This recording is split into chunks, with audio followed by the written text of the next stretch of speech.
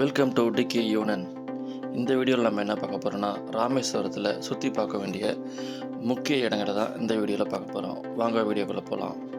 ராமேஸ்வரம் போனோடனே முதல்ல அக்னி தீர்த்தத்தில் நீராட்டிட்டு ராமநாத சுவாமி கோயிலுக்குள்ளே இருக்க 22 கிணறுல நம்ம புனித நீராட்டிட்டு ட்ரெஸ் சேஞ்ச் பண்ணிவிட்டு சாமியை பார்த்துட்டு வெளியே வந்த உடனே அங்கே இருக்க இடத்த சுற்றி காட்டுறதுக்கு ஆட்டோ மற்றும் வேன்கள் இருக்கும். நம்ம சுற்றி பார்த்துட்டு இந்த ஆட்டோவில் தான் இவர் தான் நான் பண்ண விஜயன். இவரோட ஆட்டோவில் தான் நம்ம சுற்றி பார்க்க போகிறோம். விஜயன் அண்ணனோட கான்டாக்ட் நம்பர் இந்த வீடியோவில் தர மிஸ் பண்ணாமல் ஃபுல்லாக பாருங்கள். முதல்ல நம்ம போன இடம் தான் ராமர் பாதம் கோயில். இங்கே ராமர் பாதம் இருக்குது. இங்கே என்னென்னா எந்த கோயில்லையுமே வீடியோவோ ஃபோட்டோவோ எடுக்க அலோடு இல்லை. அதனால் கோயிலோட வெளிப்புறத்தை மட்டும் நம்ம வீடியோ எடுத்து கவர் பண்ணியிருக்கோம். அடுத்து நாம் போனது கோதண்டராமர் கோயில். இந்த கோயில் எங்கே இருக்குன்னா தனுஷ்கோடி போகிற வழியில் இருக்குது. வியூவெலாம் நம்மளுக்கு பார்க்குறதுக்கு செம்ம அழகாக இருந்தது. நம்ம நல்ல வெயில் டைமில் போயிருந்தோம். மதிய டைமில் பார்க்கவே ரொம்ப அழகாக இருந்தது. கடலுக்கு நடுவில் கோயில் இருக்கிற மாதிரி. கோதண்டராமர் கோயில் சிறப்பம்சம் என்னன்னு பார்த்தீங்கன்னா, ராமபிரான் இலங்கை மன்னர் ராவணனை போரில் வென்று இலங்கையை கைப்பற்றிய பிறகு ராவணனின் தம்பி விபீஷ்ணருக்கு இலங்கை மன்னராக முடிசூட்டிய இடம் இதுவாகும். இந்த கோயிலையும் நம்மளுக்கு உள்ள வீடியோ எடுக்க பர்மிஷன் இல்லாதனால கோயிலுக்கு வெளியில் இருக்கிற வியூஸ் எல்லாம் நம்ம ஒரு சின்னதாக ஒரு கிளிப்பை கவர் பண்ணிட்டு அங்கேருந்து கிளம்பிட்டோம். வங்காள விரிகுடாவும் இந்திய பெருங்கடலும் ஒன்றிணையும் இந்த இடத்தின் பெயர் தான் அரிச்சல் முனை. இடதுகை பக்கம் இருக்கிறது வங்காள விரிகுடா, பே ஆஃப் பெங்கால். இந்த பக்கம் ரைட் சைடில் வலது பக்கம் இருக்கிறது இந்திய பெருங்கடல், இந்தியன் ஓஷன்.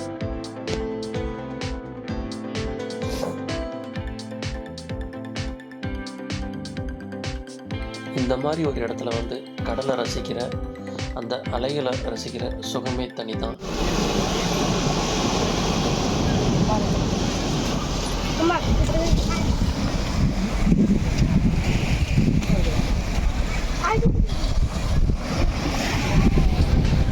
அரிச்சல் முனையிலேருந்து கிளம்ப மனசு இல்லாமல் அங்கேருந்து நம்ம கிளம்பணும். அந்த இயற்கையை ரசிச்சுட்டு தனுஷ்கோடி ராமேஸ்வரத்துலேருந்து 25 கிலோமீட்டர் தொலைவில் இருக்குது. ஒரு காலத்தில் துறைமுக நகரமாகவும் விளங்கியது. 1964 எதிர்பாராத வந்த புயலால் இந்த நகரமே அழிஞ்சு போச்சு.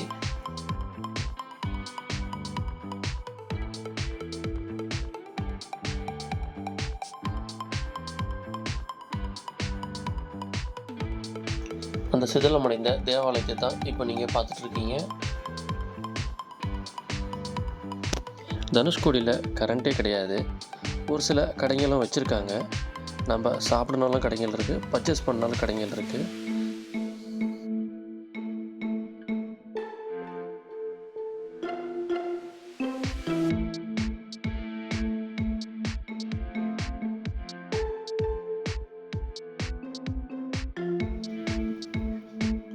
இதுதான் தனுஷ்கோடி ரயில் நிலையம்.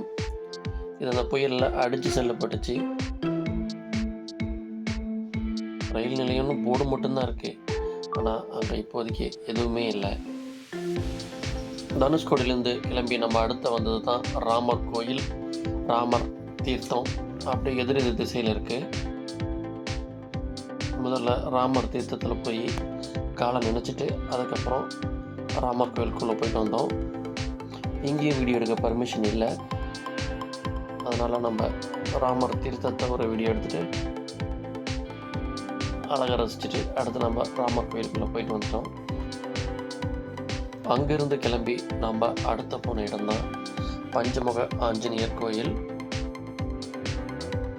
இது உள்ளதான் கோயில் இருக்குது. இது இடம் தெரியணுன்றதுக்காக உங்களுக்கு வீடியோ எடுத்தேன். அடுத்து நம்ம அதுக்கு அப்படியே ஆப்போசிட்டில் நடராஜர் தியான மண்டபம்னு ஒரு கோயில் இருக்குது. இங்கே நம்மளுக்கு வீடியோ எடுக்கிறதுக்கெல்லாம் எந்த தடையும் சொல்லலை. அதனால் நம்ம உள்ளே போய் வீடியோ கவர் பண்ணோம். இந்த கோயிலை நீங்கள் கண்டிப்பாக பார்க்கணும். ஏன்னா அவ்வளோ ஆர்ட் ஒர்க் இருந்துச்சு அந்த கோயிலில்.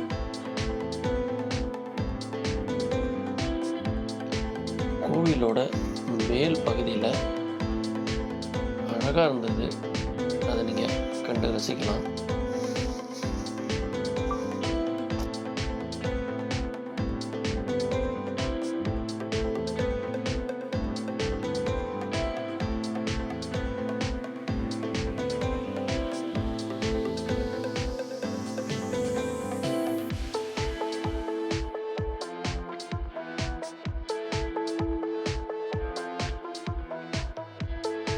அங்கேருந்து கிளம்பி நாம் அடுத்த போன இடம் லக்ஷ்மண தீர்த்தம் லக்ஷ்மணர் கோயில்.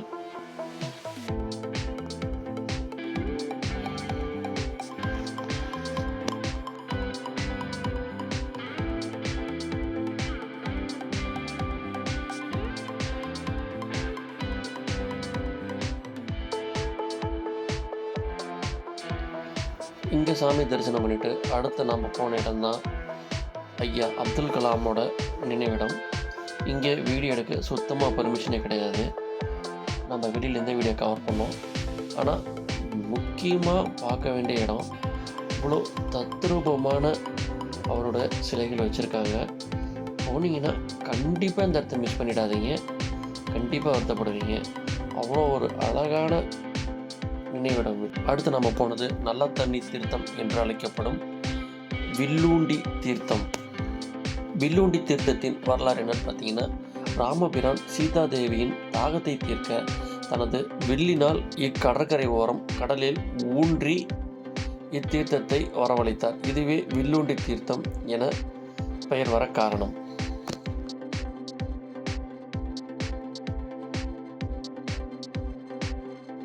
நாம் இப்போ அந்த தீர்த்தத்தை பார்க்கத்தான் போயிட்டுருக்கோம். நடப்பா அது மாதிரி போட்டிருக்காங்க.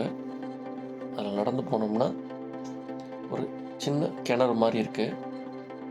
அதில் தான் அந்த நல்ல தண்ணி தீர்த்தம், அதாவது வில்லூன்றி தீர்த்தம் இருக்குது. இது சுற்றி இருக்கிறது கடல். இந்த கடலை இந்த இடத்துல மட்டும் நல்ல தண்ணி வருது. அதுதான் இறைவனின் அதிசயம்னு சொல்கிறது.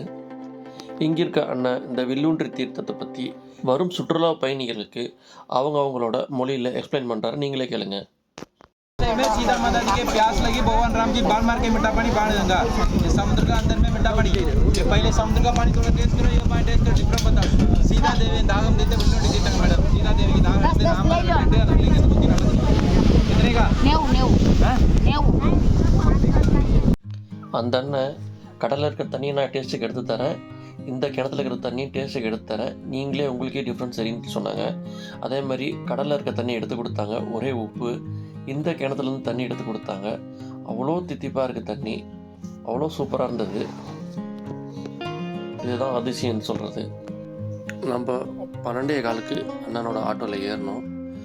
5:45 வரைக்கும் நம்மளுக்கு பொறுமையாக பார்க்க வேண்டிய முக்கியமான கோயில்கள் இடங்களை சுற்றி காமிச்சார். நான் அண்ணனோட காண்டாக்ட் நம்பரும் பேரும் டிஸ்கிரிப்ஷனில் தரேன். ராமேஸ்வரம் போகிறவங்களாம் இருந்தீங்கன்னா அண்ணனை காண்டாக்ட் பண்ணுங்கள். அவர் சிறப்பான முறையில் கூட்டிகிட்டு போய் உங்களுக்கு எல்லா இடத்தையும் சுற்றி காட்டுவார். இந்த வீடியோ உங்களுக்கு பிடிச்சிருக்குன்னு நம்புகிறேன். நம்ம சேனல் சப்ஸ்கிரைப் பண்ணாதவங்க சப்ஸ்கிரைப் பண்ணிக்கோங்க, நம்மளுக்கு ஆதரவு கொடுங்க. மேலும் ஒரு சிறப்பான வீடியோவில் சந்திப்போம். நன்றி. மறக்காம சர்ப்ரைஸ் பண்ணுங்க. தேங்க்யூ.